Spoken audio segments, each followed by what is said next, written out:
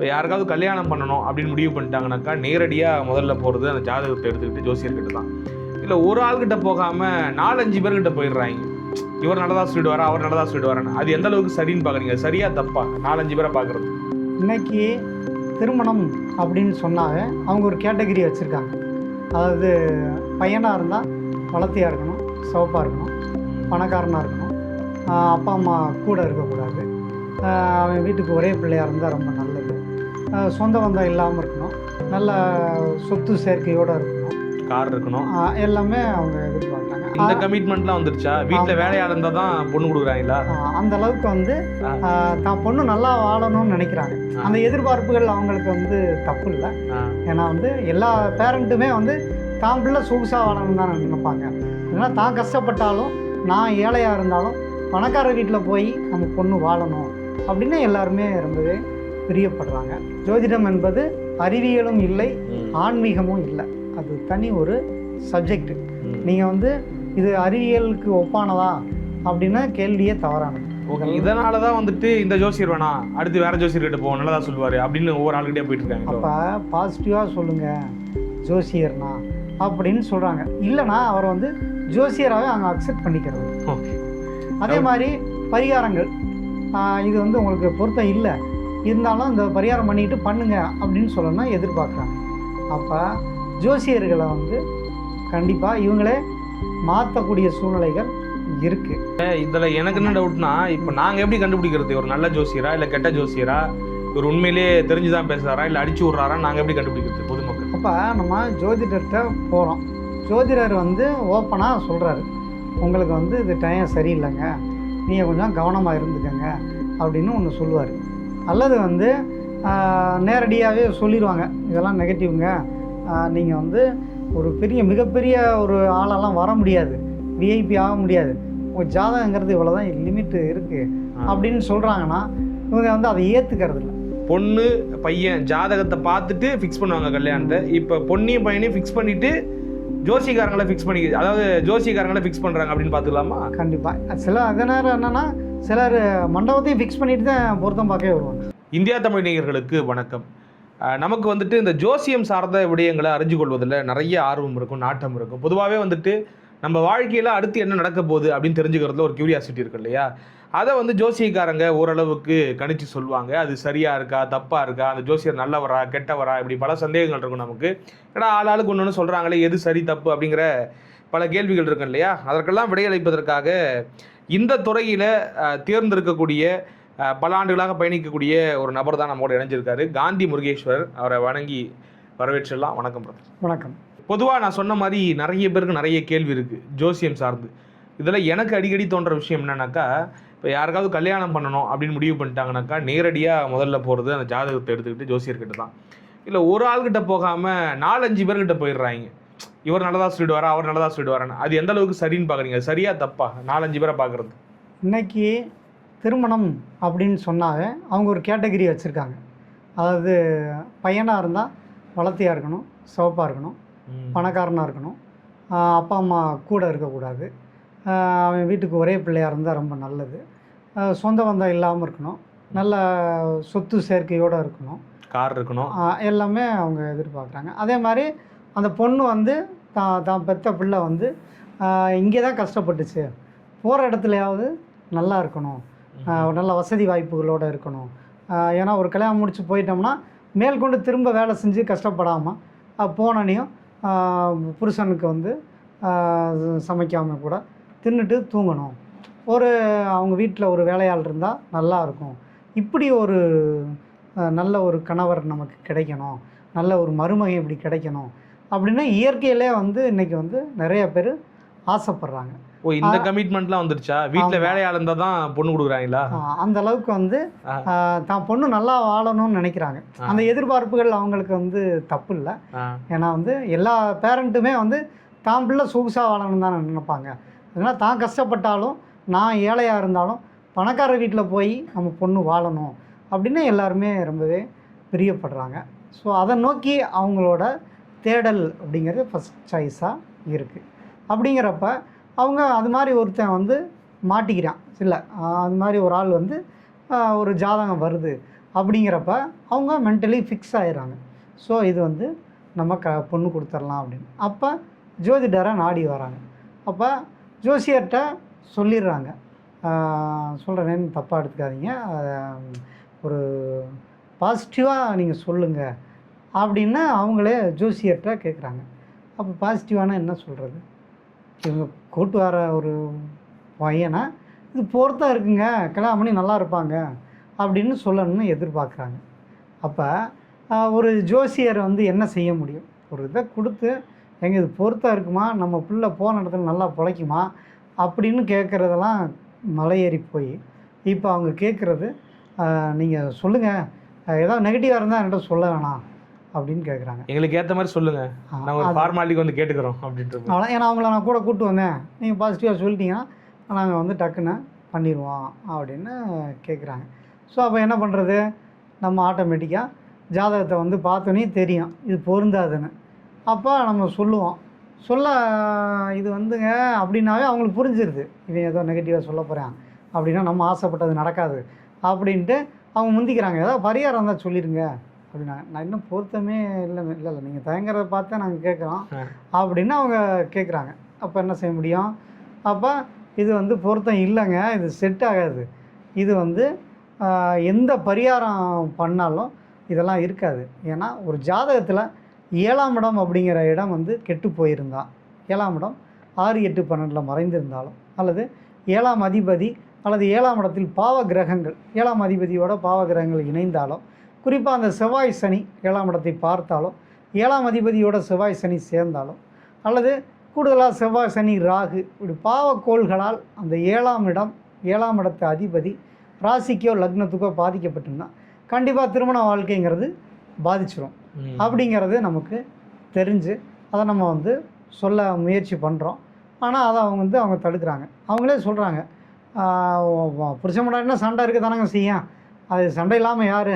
எத்தனையோ இடத்துல பொருத்தம் பார்க்குறோம், பொருத்தம் பார்த்தவங்க வந்து எவ்வளோ பாதிப்புக்கு உள்ளாகிறாங்க அப்படின்னு பகுத்தறிவாகவும் ரொம்ப ஒரு சிந்தனை உள்ளம் கொண்டவங்களாகவும் நம்மளை வந்து கேட்குறாங்க. அப்புறம் எதுக்கு எங்கள்கிட்ட வரீங்க, நீங்களே சொல்லி நீங்களே பதில் சொல்லிக்கிறீங்க அப்படின்னு நமக்கு தோணும் சில நேரங்களில். இருந்தாலும் அவங்க வந்து உங்கள் வாயால் நான் சொன்னால் நல்லது அப்படின்னு சொல்லி நம்மளை கட்டாயப்படுத்தக்கூடிய சூழ்நிலைகள் இருக்குது. ஓகே, இதனால தான் வந்துட்டு இந்த ஜோசியர் வேணாம், அடுத்து வேறு ஜோசியர்கிட்ட போவோம், நல்லதாக சொல்லுவார் அப்படின்னு ஒவ்வொரு ஆளுகிட்டே போயிட்டு இருக்காங்க. அப்போ பாசிட்டிவாக சொல்லுங்கள் ஜோசியர்னா அப்படின்னு சொல்கிறாங்க. இல்லைனா அவரை வந்து ஜோசியராகவே அவங்க அக்செப்ட் பண்ணிக்கிறது. ஓகே, அதே மாதிரி பரிகாரங்கள், இது வந்து உங்களுக்கு பொருத்தம் இல்லை, இருந்தாலும் இந்த பரிகாரம் பண்ணிட்டு பண்ணுங்க அப்படின்னு சொல்லணும்னா எதிர்பார்க்குறாங்க. அப்போ ஜோசியர்களை வந்து கண்டிப்பாக இவங்களே மாற்றக்கூடிய சூழ்நிலைகள் இருக்குது.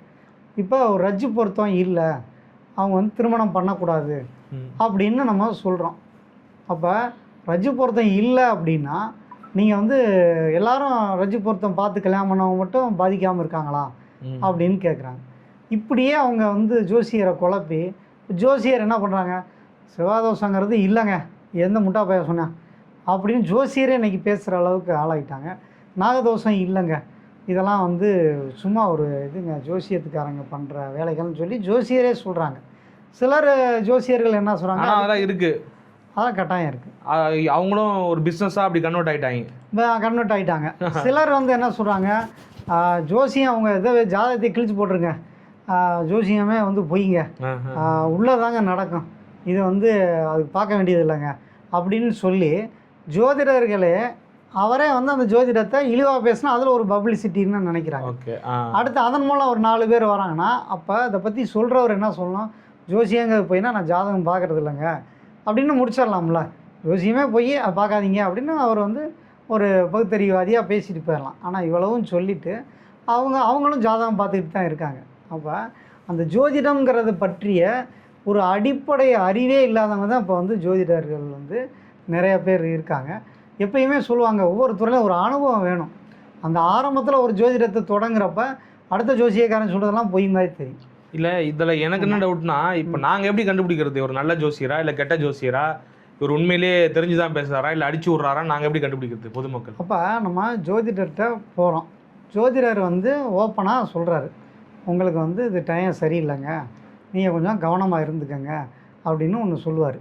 அல்லது வந்து நேரடியாகவே சொல்லிடுவாங்க, இதெல்லாம் நெகட்டிவ்ங்க, நீங்கள் வந்து ஒரு மிகப்பெரிய ஒரு ஆளெல்லாம் வர முடியாது, விஐபி ஆக முடியாது, உங்கள் ஜாதகங்கிறது இவ்வளோ தான் லிமிட்டு இருக்குது அப்படின்னு சொல்கிறாங்கன்னா இவங்க வந்து அதை ஏற்றுக்கிறது இல்லை.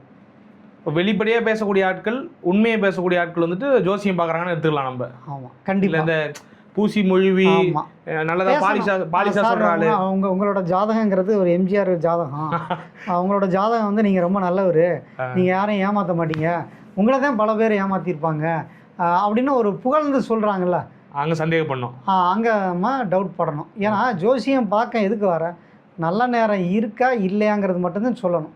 அதை விட்டு உங்களோட வர்ணனைகள்லாம் தேவையா?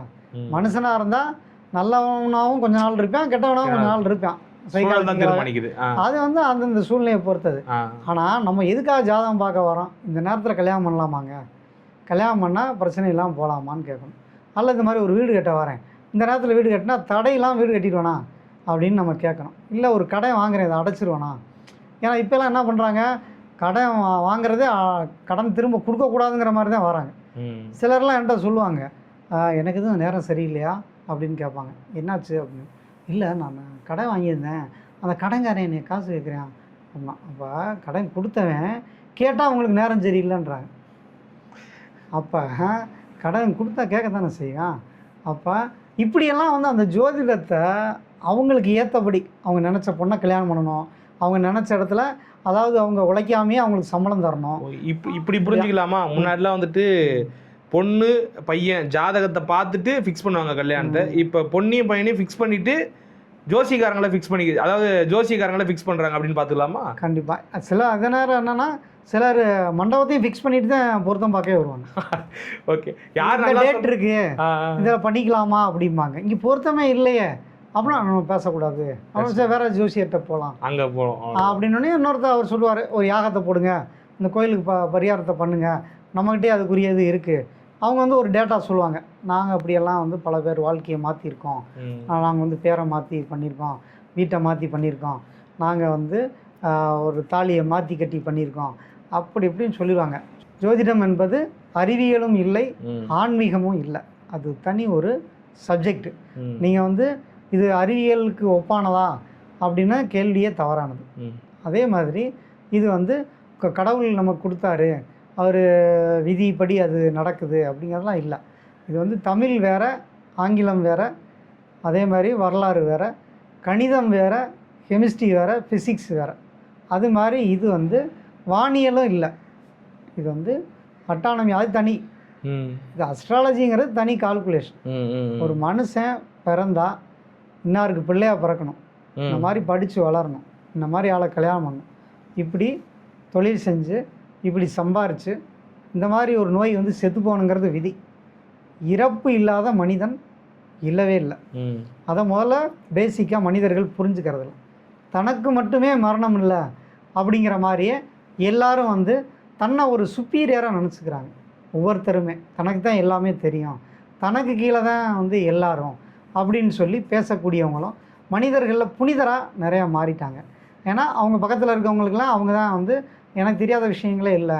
நானே இப்போ ஒரு 4 யூடியூப்பில் இந்த வீடியோஸ்லாம் பார்த்துட்டு ஆளாளுக்கு ஜாதகம் சொல்கிறாங்க, நீ என்ன ராசின்னு சொல்லு, நான் பலன்னு சொல்கிறேன், அவர் என்ன போய் சொல்கிறாரு அப்படின்னு சொல்கிற அளவுக்கு வந்து இன்றைக்கி வந்து இந்த கல்வி முறை அப்படிங்கிறது அவங்களுக்கு, ஏன்னா படித்தவர்கள் தமிழகத்தில் அதிகமாகிட்டாங்கல்ல, அதனால் அவங்க எப்பயுமே வந்து ஒரு மாஸ்டர் ஆஃப் ஆல் சப்ஜெக்ட், எனக்கு எல்லாமே தெரியும் அப்படின்னா அவனுக்கு எதுவுமே தெரியாதுன்னு அர்த்தம். ஏன்னா நுனிப்புள் மேய்றான் அப்படிங்கிறது தான். ஏன்னா எல்லாத்துலேயும் வாய் அங்கங்கே வச்சு எதுவுமே அவனுக்கு தெரியாது, எல்லாம் தெரிஞ்ச மாதிரி காட்டிக்கிறவங்க தான் இன்றைக்கி அதிகமாகிட்டாங்க. ஏன்னா நல்ல ஒரு வருமானம் தரக்கூடிய தொழிலாக மாறிடுச்சு, அதனால் எல்லோரும் கையில் எடுத்துட்டாங்க. கண்டிப்பாக அவங்கவுங்க ஆளாளுக்கு வந்து அவங்க வந்து இது ஒரு ஈஸியாக இருக்குது. யார் வந்தாலும் சைக்காலஜி தெரிஞ்சுக்கிட்டாங்க, யார் வந்தாலும் கஷ்டத்தில் தான் வருவாங்க. எதனால் வருவாங்க? நோய்க்காக வருவாங்க, கடனுக்காக வருவாங்க, இல்லை கல்யாணம் ஆகாமல் வருவாங்க, வீடு கட்டணுமான்னு வருவாங்க அப்படின்னு அவங்க தெரிஞ்சுக்கிட்டாங்க. அவன் முகத்தை பார்த்தாவே தெரியும் அவன் வாடி வதங்கி வரான்னு. அப்போ ஒரு 4 கோயிலை சொல்லி 6 மாதத்தில் சரியாயிரும். நீங்கள் வந்து பிரச்சனையும் ஈஸியாக கண்டுபிடிச்சிடலாம். பொதுவாக ஒரு மனுஷன் இருந்தானா அவனுக்கு இந்த 4-5 பிரச்சனை தான் இருக்கும். நீங்கள் சொன்ன மாதிரி கடன் இருக்கும், அப்படின்னா குடும்ப பிரச்சனை இருக்கும். அப்போ 10ஆம் பொதுவாக அவங்களுக்கு குடும்ப பிரச்சனை இருக்குமே, கடன் இருக்குமே அப்படின்னு சொல்லி கேட்டு அப்படி சமாளிச்சிடுறது. கேட்கறதுக்குள்ள அவங்களே வளரிடுவாங்க. வளரிடுவாங்க. அப்போ அதை வச்சு அவங்க வந்து ஈஸியாக சரி இவன்ட்ட ஒரு அமௌண்ட்டை போட்டுருவோம் ஓகே. அப்படின்னு சொல்லிட்டு அவங்க போடுறாங்க. அந்த நல்ல ஜோசியர்களையும் கெடுத்து அவனையும் வந்து கொஞ்ச நாளில் சரி போய் தொலைங்க அப்படின்னா. ஏன்னா ஒரு ஜோசியர் இருக்காருன்னா டைஅப்புக்கு நிறைய இடங்கள்லேருந்து ஆள் வராங்க. எனக்கு இந்த கோயிலை சொல்லி விடுங்க, இந்த பரிகாரத்தை கொஞ்சம் சொல்லி விடுங்க. அது ஒரு பிஸ்னஸ், அது ஒரு பெரிய பிஸ்னஸ் அது. அப்போ இந்த கோயிலில் இந்த ஐயரோட கான்டாக்டு அவர் வந்து ஃபோன் பண்ணி இல்ல அது உண்மையா? இப்ப குறிப்பிட்ட கோயிலுக்கு போய் நம்ம பரிகாரம் பண்ணா சரியாகும்னு சொல்றாங்க இல்லையா? எனக்கு என்ன டவுட்னா, சில கோயில்கள்லாம் சில நூற்றாண்டுகளுக்கு முன்னாடி தான் கட்டி எழுப்பியிருப்பாங்க. அப்ப அதுக்கு முன்னாடி அவங்க எங்க போய் பரிகாரம் பண்ணாங்க, அதற்கான பரிகாரம் எங்க நடந்துச்சு அப்படிங்கிற கேள்விலாம் இருக்குல்ல. அப்ப அந்த டவுட் வருது இல்ல. இப்ப நீங்க உதாரணத்துக்கு இங்க ஸ்ரீபெரும்புதூர் ஒரு கோயில் இருக்கு, அங்க போய் நீங்க பரிகாரம் பண்ணா சரியாயிடும் அப்படின்றாங்க. அப்ப அந்த கோயில் பார்த்தா 100 வருஷத்துக்கு முன்னாடி தான் கட்டியிருக்காங்க. அப்ப அதே பிரச்சனைக்கு அதுக்கு முன்னாடி எங்க போய் பரிகாரம் பண்ணாங்க அப்படிங்கிற கேள்வி இருக்குல்ல. அப்போ பரிகாரங்கிறது என்னன்னா, நம்ம பரிகாரங்கிறது ஒன்று உண்மையிலே இருந்தால் ஒவ்வொரு ஜோசியக்காரரும் அவங்களே பரிகாரம் பண்ணி சிஎம் பிஎம் ஆயிடலாம். ஆனால் அது முடியாது. இப்போ பரிகாரம்னு ஒன்று கிடையாது. அப்போ பரிகாரங்கிறது ஒரு சைக்காலஜிக்கல் ட்ரீட்மெண்ட். எப்பயுமே பார்த்தீங்கன்னா பக்கத்து வீட்டுக்காரன் நல்லா இருந்தானா கடுகடுன்னு ஆயிடுவாங்க. அப்போ என்ன பண்ணுறாங்க, இவங்க வந்து அவன் நாசமாக போகணும் அப்படின்றாங்க. யாருமே வந்து பக்கத்தில் இருக்கவங்க நல்லா இருக்கணும், முன்னேறணும்னு எந்த காலத்துலையும் நினைக்க மாட்டாங்க. இது மாதிரி இது ஒரு சைக்காலஜிக்கல் பிரச்சனை. ஒரு பிரச்சனை வந்துருச்சுன்னா தனக்கு மட்டும்தான் வந்ததுன்னு சொல்லி அவங்க ரொம்ப கன்ஃபியூஸ் ஆகிடுறாங்க. ஸோ அப்போ அவங்கெல்லாம் என்ன பண்ணுறோம், ஒரு கோவிலுக்கு அனுப்பிச்சி விட்றோம். அங்கே என்னென்னா அதுவும் பக்கத்து கோயிலில் அனுப்ப மாட்டோம், அந்த ஊர் கோயிலுக்கு அனுப்ப மாட்டோம். ஏன்னா அந்த ஊர் கோயில்னால் அவங்களுக்கு போர் அடிச்சிடும்.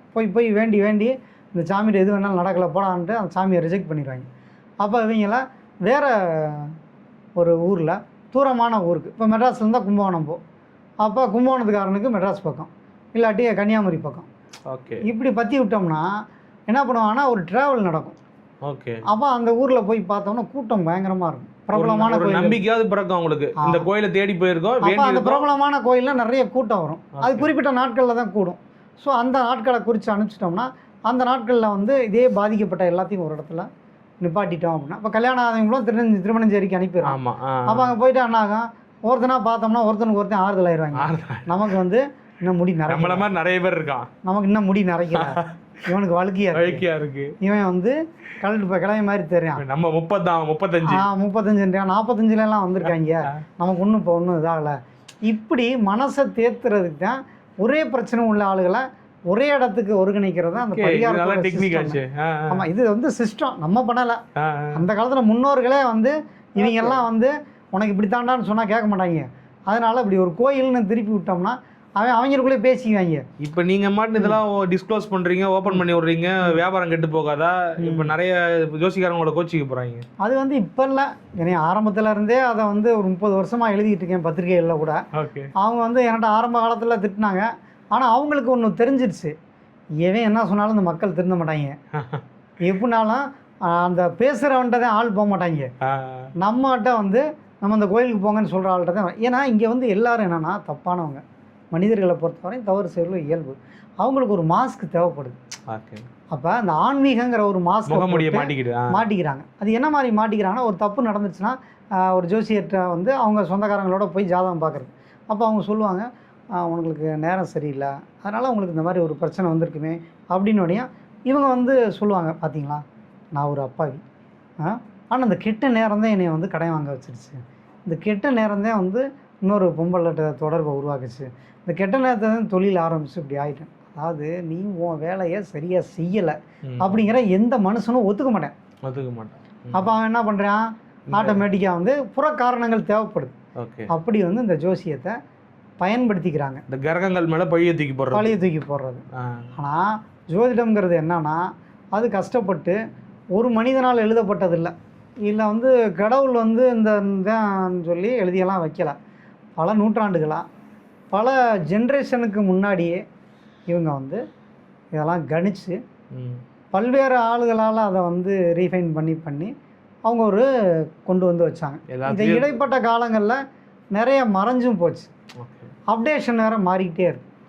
அதுக்கெலாம் காரணம் வந்து இப்போ வந்து உள்ள ஆளுங்க அந்த பழசை மறைச்சி எப்பயுமே வந்து இப்போ புதுசாலாம் சொல்கிறாங்க, இது வந்து நான் கண்டுபிடிச்சது, நான் வந்து இந்த ஜோசியத்தை புதுசாக இதெல்லாம் உண்மை கிடையாது, கண்டுபிடியே இல்லை. அந்த பழைய ஆளுங்க அதை வந்து இப்போ வடநாட்டில் இருக்கதான் ஒன்றா பார்க்குறது, அங்கே இருக்கதை வந்து இங்கே உல்ட்டா பண்ணி இவங்க ஒரு பேரை போட்டுறது. அது வந்து ரொம்ப சிம்பிள். குரு பார்வை இருந்தால் எவ்வளோ பெரிய இடமா இருந்தாலும் அந்த தோஷத்தை வந்து நீக்கக்கூடியதுங்கிறது சிம்பிளானது. அதை தான் கண்டுபிடிச்சேன்னா பணம் கொடுத்து சேனல்கள்லையும் பேசி விளம்பரப்படுத்தி கஸ்டமரை வாங்கி அதனால் சம்பாதிக்கிறாங்க. இந்த மக்களும் வந்து அவங்களுக்கு தேவை வந்து பாசிட்டிவான ஒரு இது.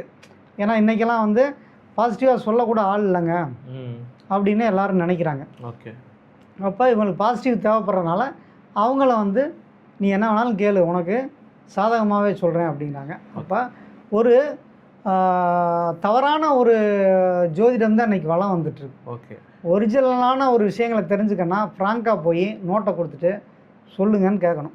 எதுவாக இருந்தாலும் வெளிப்படையாக சொல்லுங்கன்னு கேட்டால் முழுசையும் சொல்லிடுவாங்க. ஜோதிடர்களுக்கு சுதந்திரம் இல்லை, அதுதான் ரொம்ப முக்கியமானது. ஓகே.